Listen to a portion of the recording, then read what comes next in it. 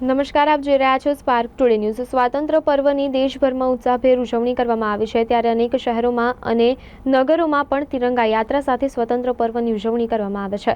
પાદરા નગરમાં પણ તિરંગા યાત્રા નીકળી હતી।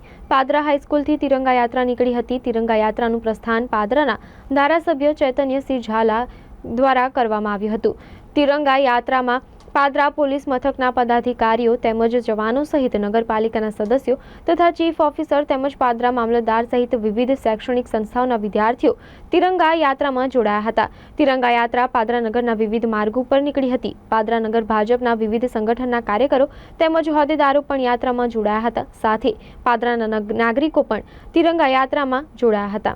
ઓગસ્ટ સ્વતંત્રતા દિનની ખૂબ સારી ઉજવણીના ભાગરૂપે આજે પાદરા નગરમાં PP Shroff girls high school, police staff, Padra નગરપાલિકાના કર્મચારી, સંગઠનના હોદ્દેદારો તેમજ નગરપાલિકાના સભ્યો દ્વારા આજે ખૂબ સરસ આયોજન કર્યું છે। પાદરા નગરના વિવિધ વિસ્તારોમાં થઈને તિરંગા યાત્રાનું આયોજન કરેલું છે અને આ રીતના અમે 15મી ઓગસ્ટની ઉજવણી કરી છે।